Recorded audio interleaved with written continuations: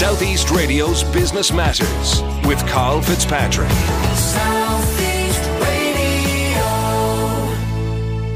Well, with more and more people now availing of home care packages, providers are placing greater emphasis on quality, but recruiting carers has also become more challenging.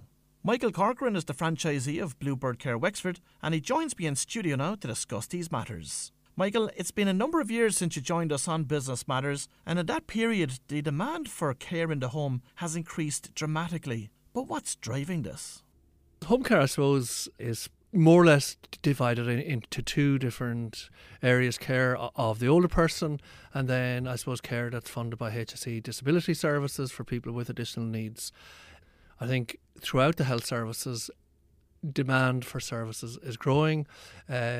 With older persons, we have an ageing population, which is driving the growth and an increase in population over the last 20 odd years in Ireland. And obviously there's a percentage proportion of that increase is made up of older persons. And then I think with HSE disability services, I think the number of people using their services has also increased. And what percentage of your business is state funded, let's say through the HSE, versus privately paid for? So a huge percentage is state funded. Private care is something that it's relatively expensive for people. Like there are tax breaks available and tax reliefs which are generous that people can pay, or that they can obtain relief at up to 40% of the amount they pay. If they're paying tax at 40%, if they're paying at 20%, it's 20% of the amount they pay. What else does the government need to do to make home care more affordable? I suppose in the ideal world, all care and support would be funded by the state. And where that's not the case, I think increasing the reliefs for people to make it more affordable across the board. And that may help fill some of the gaps in the service, but it is something that would be really, really beneficial. And Michael, what are the typical care needs of your clients?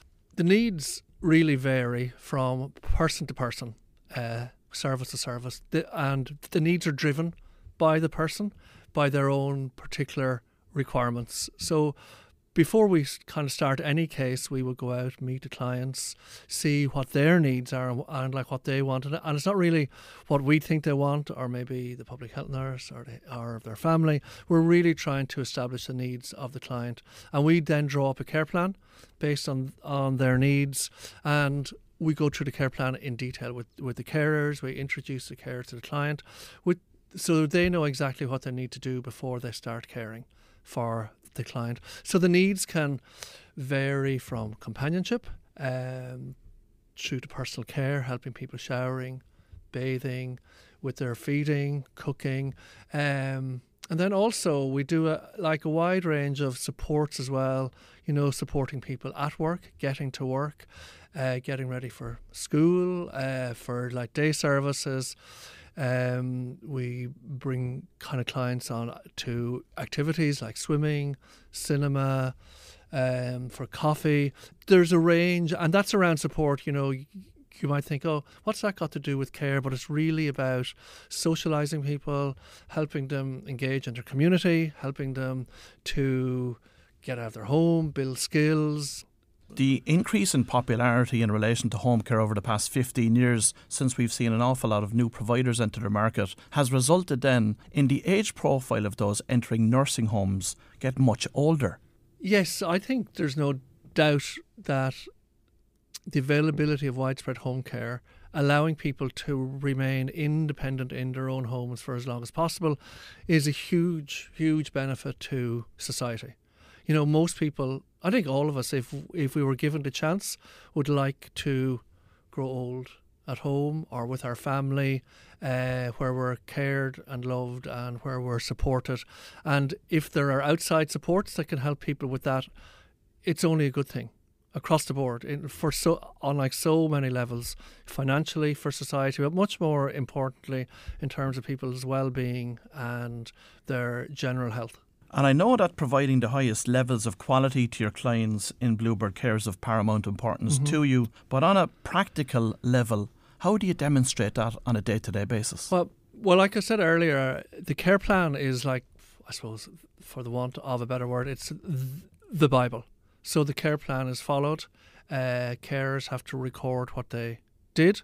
We carry out supervisions, we carry out trainings, we carry out reviews with clients. Because I suppose one of the difficult things with home care is there's a distance between us and the carers.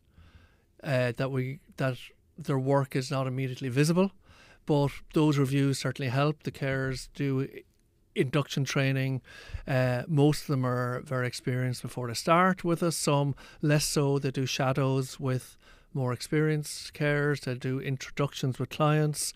There's ongoing training that they do online. There's a range of supports and checks and balances in place. And how does Bluebird Care actually differentiate itself in the market? Because you have a large number of providers, both community-based and private providers, some of which local providers and others, of course, franchise-based providers.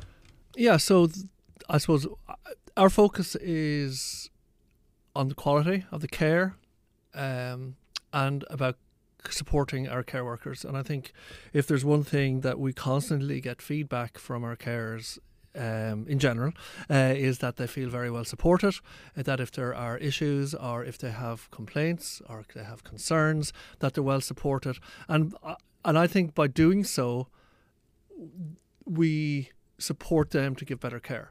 Because if you feel well supported, you feel valued, you're more likely to be motivated going into somebody's home and to give better care. And we do have a good reputation for quality care and for supporting our staff. Of course, it's a tough job market out there at the moment. What's it like for you in the home care sector when you're recruiting staff here in Wexford? So the biggest challenge, like anybody who has been listening to the news, reading the papers over the last number of years in the whole health sector, and not only health care, whether it's doctors, nurses, anything, is staff recruitment and staff retention. And we're no different. Now, I know that the government have introduced an initiative recently whereby they've approved work permits for home care providers to bring carers in from outside of the EU. Has that been of any real benefit to companies like yourselves? To date, not massively. We have a great mix of staff from all sorts of backgrounds, which I think enriches our culture and can enrich the experience of the people getting care, but that specifically hasn't been of any significant benefit. And given the fragmented nature of the home care sector when it comes to employment, is the social welfare system an assistance or not to you employing staff? So it's something I think it's not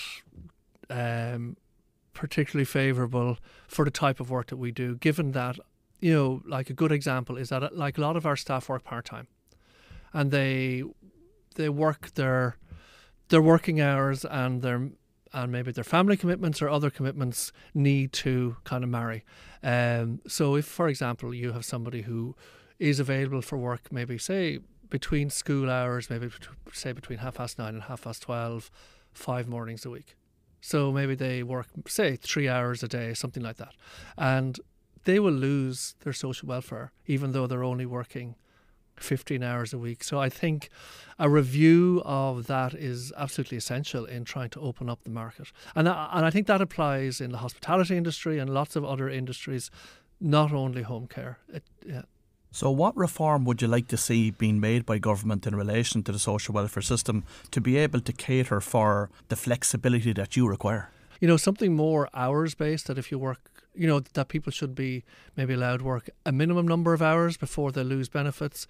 And then maybe like a graduated, that if you, let's say 20 hours a week is the cut off, and then maybe something graduated between 20 and 25 and 30. And if you work over a certain number of hours, maybe 25, maybe 30, then after that like maybe benefits aren't available. But it should not be an obstacle to people working,